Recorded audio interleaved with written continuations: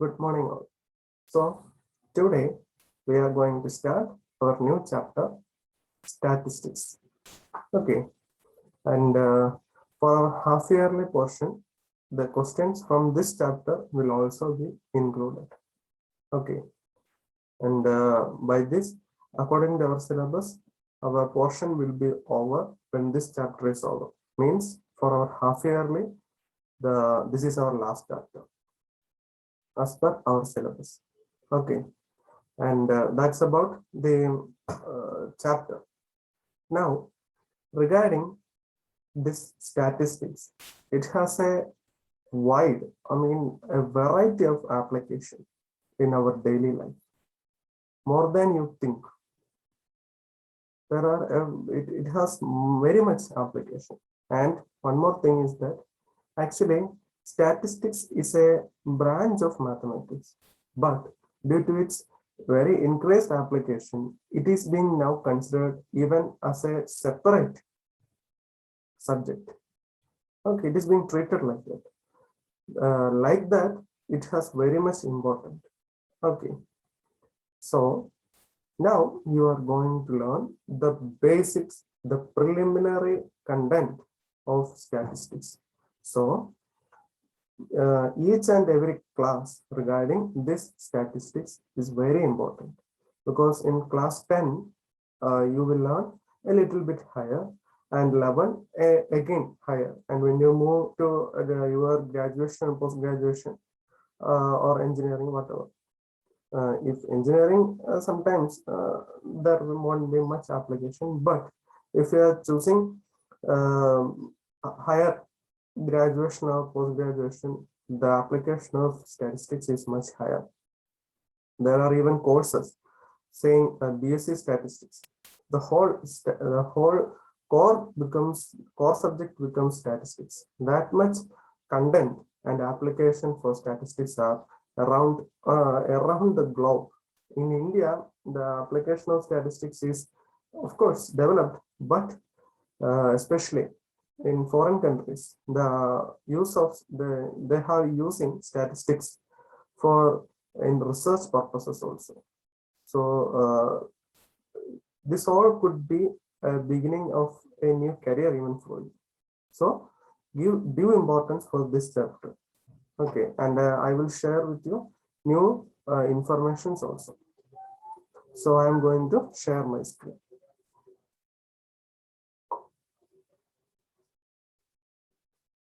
So chapter 7, statistics. 7.1, introduction. Now, every day, and one more thing, in this introduction I have mentioned many notes. I will read each and every sentence and I will explain. Since it is very important, that's why I'm taking this much time. Okay, actually, as per your syllabus, you just need to solve the question. That's all. But you will need it for your bright future. That's all. Every day, we come across a lot of information in form of facts, numerical figures, tables, graphs, etc. Okay, as you can see, even from the physics also, there are many tables, graphs are also there. And we all came through that. These informations are provided by newspapers, televisions, magazines, and other means of communication. This may be related to cricket batting or bowling averages, profits of a company, temperature of cities, expenditure in various sectors of a 5-year plan, polling results, and so on. You can see the cricket batting or bowling averages. The batting average of, say for example, batting average of Virat Kohli, or the bowling average of another bowler. All these are being displayed to you when he is about to bat or he is about to bowl. How is this? All the information is being arranged in a very good manner so that anybody who just sees this can understand his average, his performance, average performance. Okay, so I will see. Now then, profits of a company. So just by looking at this arranged data, one person can conclude that is this company in a good profit or is it in a loss? Only by looking at a small information, he can interpret how he is doing so. We will see. Then temperature of cities. These all are where we can see these numerical figures, tables, graphs, etc. Now, these facts or figures, which are numerical or otherwise, collected with a definite purpose, are called data. Okay, we have seen that these are numerical facts. See, numerical facts, numerical figures, tables, graphs, etc. These facts or figures, which are numerical, maybe numerical or sometimes otherwise, if they are collected with a definite purpose, then they are called data. We are calling them generally as data. Now, regarding the origin of the word data, data is the plural form of the Latin word data. Of course, the word data is not very new for you. You have studied about data and data handling. Now, our world is becoming more and more information oriented. Every part of our lives utilizes data in one form or the other. So it becomes essential for us to know how to extract meaningful information from such data. This extraction of meaningful information is studied in a branch of mathematics called statistics. Okay, so only by looking at some random data, we must be able to extract the information which we want. So if we want to do so, we must have a basic knowledge about how to extract information. What all information is useful to us. All this can be studied in a branch of mathematics which is called as statistics. Now regarding the word statistics. The word statistics appears to have been derived from the Latin word status, meaning a political state or a state. In its origin, statistics was simply the collection of data on different aspects of the life of people useful to the state. This was actually the use of deriving the statistics. But over the period of time, okay, however, its scope broadened and statistics began to concern itself not only with the collection and the presentation of data, but also with the interpretation and the drawing of inferences from the data. Statistics deals with collection, organization, analysis, and interpretation of data. But as the time moved on, the statistics moreover dealt with more than the collection and presentation of data. Rather, it developed into the interpretation. See, the information which we have collected and we have presented it, we will see what you mean by collection and what you mean by presentation. All these things we will be seeing. Don't worry. Okay, just understand the word meaning. That's all. Then, but due to the continuous development in the field of statistics, this collected and presented data are being interpreted and they are drawing inferences from the data. Now statistics deals with the collection, organization, analysis, and interpretation of data. The word statistics has different meaning in different contexts. Let us observe the following sentences. Say in the first case, may I have the latest copy of Educational Statistics of India? That is the first sentence. Now look at the second one. I like to study statistics because it is used in day-to-day life. Okay. Now in the first sentence, statistics is used in a plural sense, means just a numerical data. Why? Latest copy of Educational Statistics. As you can see about how many people in India are illiterate or many such kind of things. It's actually in numbers. Whereas in the second case, I like to study statistics because it is used in day-to-day life. That means In the second sentence, the word statistics is used as a singular noun, meaning the subject which deals with the collection, presentation, analysis of data, as well as drawing of meaningful conclusions from the data. Okay. I think this is clear to you. The statistics are, the word statistics is used as a numerical form as well as a plural form. Never mind, several are just informations. Now section 7.2, so 7.1 to 7.2, collection of data. Okay, we are going to learn about from the beginning of statistics. What do you mean by collection of data? Then we will see how we can represent this collected data. We will learn that.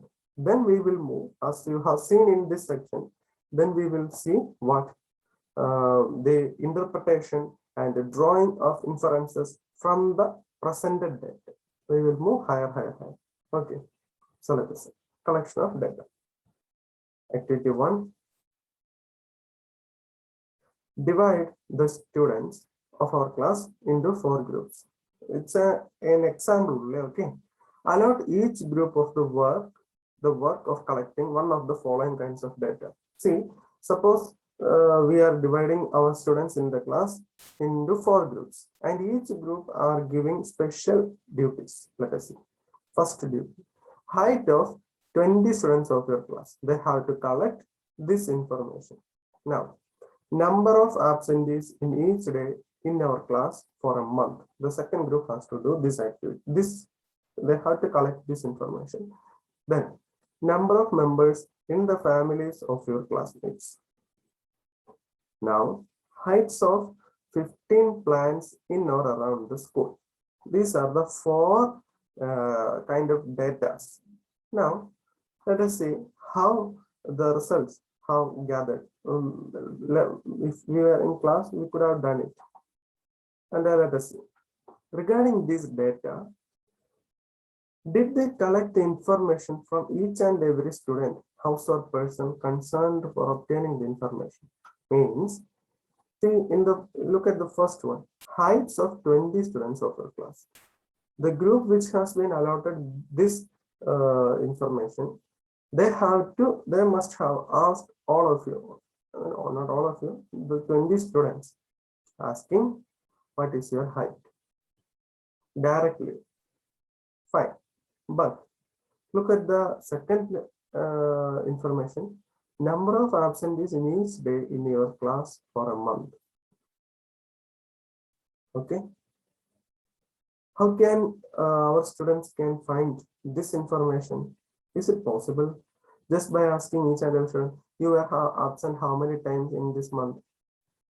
It will be difficult. But there is another way. In our school record, how many students are absent, the number of absentees are exactly recorded. Okay.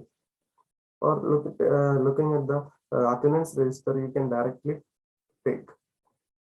Okay. Did they get information from some source like available school records? That is why we are going to divide the collection of data into 2. In the first case, when the information was collected by the investigator herself or himself with a definitive objective in her or his mind, the data obtained is called the primary data. Okay. What do you mean by primary data? Here, the investigator herself or himself collects the data from the data collected with a definite objective.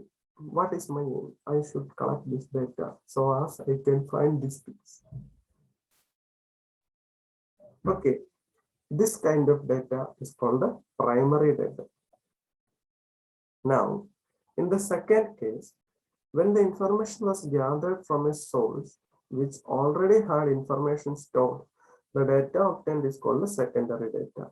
As you can see, as I have told you, if we are to find how many students are absent for the month, then we could make use of the school records. Okay. such data which has been collected by someone else in another context needs to be used with a great care, ensuring the source is reliable. See, that is the problem of secondary data actually. We have to be very much careful. See, if we are collecting the primary data, we are having a specific intention, a definite objective. I have to collect this for this particular aim. Whereas, if we are taking information or data from the secondary data, what happens? Another person in another context have collected this data. We don't know what was his intention or his objective. We don't know anything about that. But we are taking information from that data for our own purpose. So we have to ensure that this source is reliable. So I think you can distinguish how the difference or what do you mean by primary and secondary data? I think this is clear to you. Okay. So there are two exercises given to you. You can just do it, no problem. And then regarding that, if you have doubts, you can ask me. Now we are moving to section 7.3, presentation of data. Okay. How we are presenting the collected primary data or secondary data, whatever it is. See, as soon as the work related to the collection of data is over, the investigator has to find out ways to present them in a form which is meaningful, easily understood, and gives its main features at a glance. The main thing is that we may have collected data, but the investigator or the person who have collected the data has to find out many ways so as to present the collected data in a manner that anyone just have a glance at the data should understand the data very easily. That is the main thing. So let us see some examples. Consider the marks obtained by 10 students in a mathematics test as given below. Okay. Consider the marks obtained by 10 students in mathematics test. 55, 36, 95, 73, 60, 42, 25, 78, 75, 62. Fine. Now what is our question? Our question is, can you find the highest and the lowest mark? That was our question. But there is a problem. Look at here. When you look here, actually this is a data. And what was our question? Highest and lowest one. If we are looking at the number 55, okay, is it the lowest? If we are thinking this is the lowest, then there comes another number, 36. Okay, 36 is the lowest. So we move on believing that 36 is the lowest number. And then we are looking at this 95. So is 95 the highest number? Let us see. And then 73. In either case, you have to go through all those numbers. Okay. Since we have thought 36 is the lowest, as we move, then we can see 25 comes. It means 25 is the smallest. So it is a little bit lengthy process. Okay. This data was given only for 10 students. Suppose this question was in this manner. Consider the marks obtained by the whole students in our class, around 40 to 49 students, suppose. Then the same question was asked. Think, how will you find it? How will you find it? You have to go through each and every mark of each student. His mark. It will be difficult, very difficult. And suppose, what if it was about the whole students in the class 9, including both 9A and B? How much lengthy or tedious will be that process? So we want shortcuts. So first of all, in such this 10, 20, up to 50, we can make use of a step. Look, we just have to arrange the marks in ascending order. or descending. It's according to our wish. In either case, just arrange it in an order. See, now you can see we have arranged the marks in an ascending order. Now you can easily spot which is the smallest and which is the largest. Very easy, right? But we can't rely on this method. See, as I have told you, if we are going to take the highest mark from both of the classes, then you have to arrange the 96 or 97 marks, 97 students marks in ascending order. Okay, it will be more lengthy. Now, one more thing. Now we can clearly see that the lowest mark is 25 and the highest mark is 96. The difference of the highest and the lowest values in the data is called the range of data. Okay. The difference of the highest and the lowest values in the data is called the range of the data. Now, here the range in this case is 95 minus 25, which is equal to 70. Okay. Now, we are going to next example. Consider the marks obtained out of 100 by 30 students of class 9. Okay.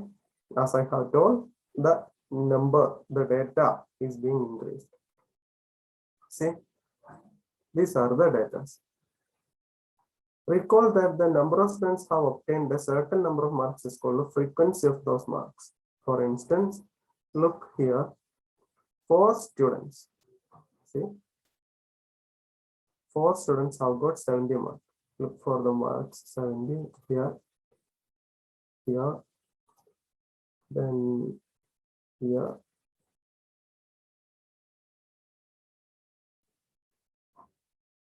then here also. Now, to make, so the frequency of the 70 mark is 4. Frequency means the number of times a certain mark is being repeated. Okay, or certain data. In here it is specifically certain mark. So the frequency of 70 mark is 4. Now, to make the data more easily understandable, we write it in a table as given below. Look here. See, first of all, we have to arrange the mark. Okay, in ascending order, these marks from lowest to the highest. See, we have arranged in the arrangement. Now, then we are looking how we can mark each of the and how we can denote each of the marks. Look here, look for the mark 10. Here, and you can cut in the question paper. See, we are cutting 10. Look for here, if there is, look for the data, if there is any mark 10 repeating, no, only one time. So I am marking it as 1. Now, look for the mark 20. Is it repeating?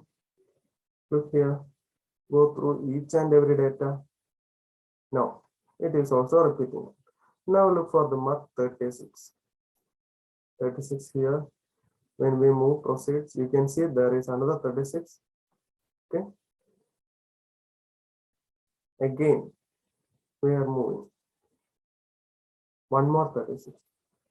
And there is no. So total or the frequency of 36 is 3. Okay. Then the number and in the mark 40. When you move, you can see that the frequency is 4, and you have to go through each and every data, and then you have to form this table, and you can cross check whether the number of or the frequency which you have collected is correct or not. Just add all the frequencies.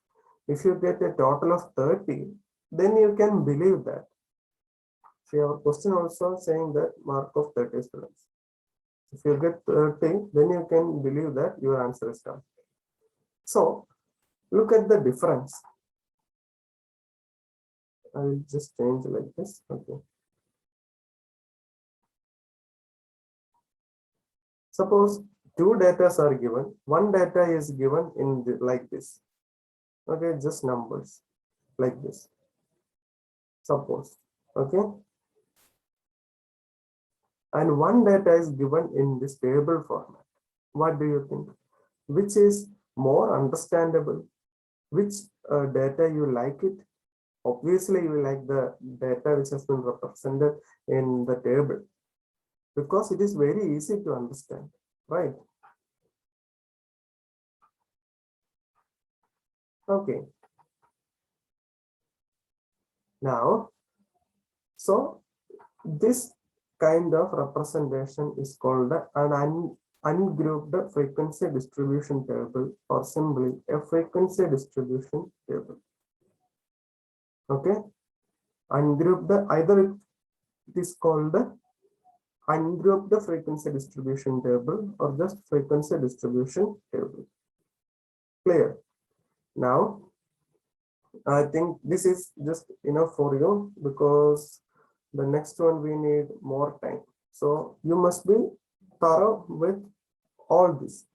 Then we will move to the higher segment, a little bit complicated.